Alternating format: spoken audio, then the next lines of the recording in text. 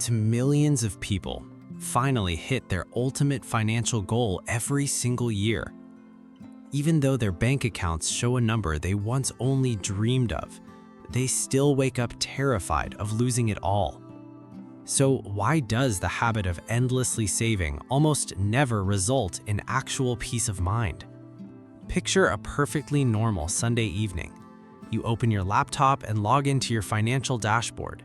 You see that your emergency fund is full, your retirement accounts are fully funded, your mortgage is steadily shrinking.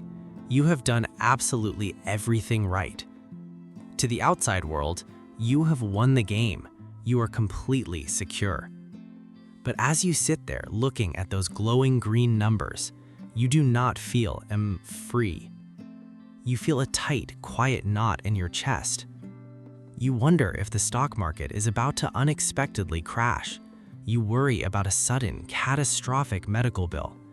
You calculate how much inflation is quietly eating away at your purchasing power. You look at your massive safety net, and your brain immediately tells you that it's full of holes. So you move the goalposts. You tell yourself that if you just save another $100,000, you'll finally be able to relax. But a brilliant, entirely invisible trap has just been executed right in front of you. We're taught from childhood that saving money is the absolute, guaranteed path to safety. We believe that money acts as a suit of armor against the chaos of the world. We assume that if we just build a thick enough cushion, our financial fear will completely disappear. But you're trying to solve an emotional uncertainty with a numerical solution. Imagine putting on a heavy suit of steel armor to protect yourself from a battle. But the battle never actually starts. Instead, you just keep walking around your own house day after day, wearing 100 pounds of solid steel, wondering why you always feel so incredibly exhausted. The terrifying reality of numbers is that they are infinite. No matter how much wealth you accumulate, there is always a mathematical scenario where it's not quite enough.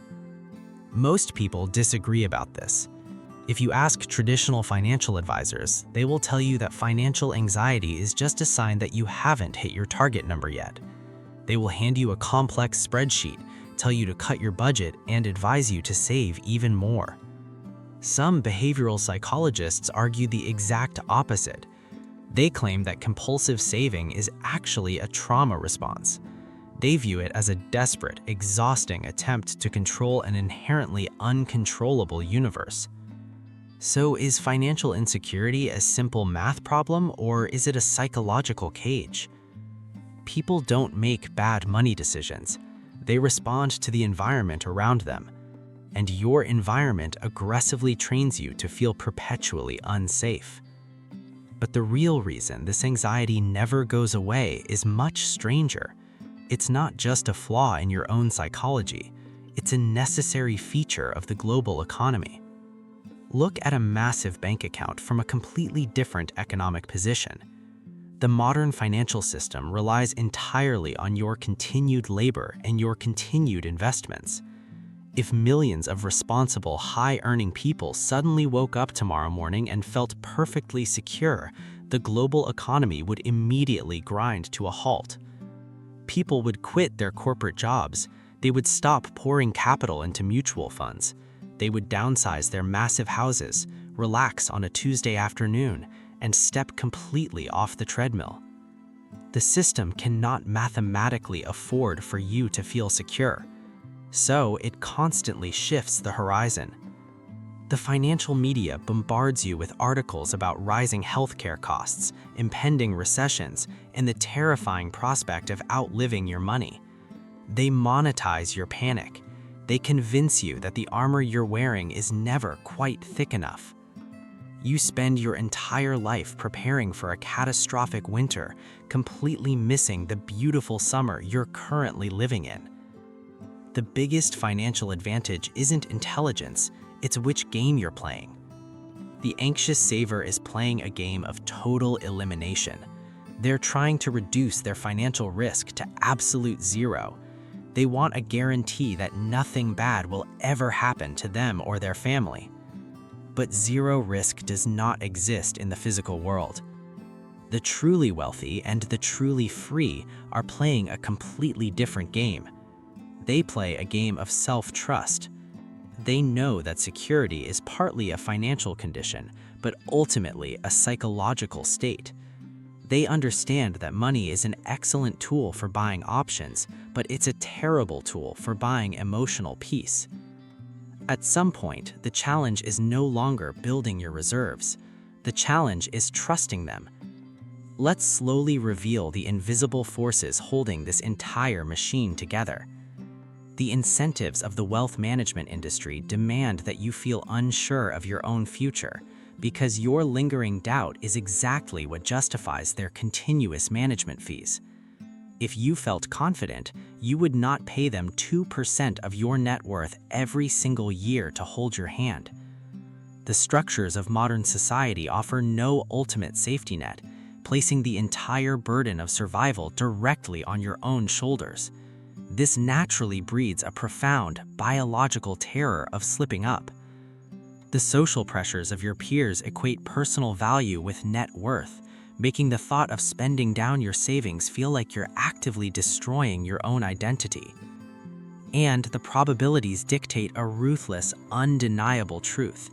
You can meticulously plan for 99 different disasters, and life will simply hit you with disaster number 100.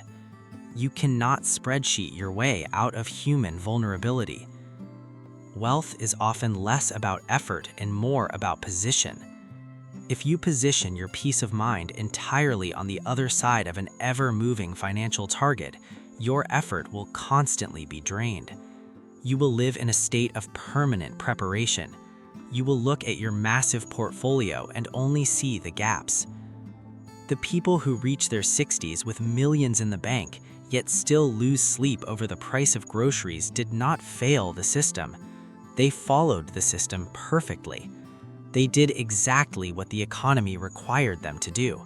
They became highly productive, incredibly consistent, perfectly fearful producers. They kept their heads down, they avoided the massive mistakes, and they kept feeding the machine with their daily caution. They successfully avoided going broke, but they completely forgot to actually live. When you finally understand the mechanics of this illusion, the traditional financial script completely shatters.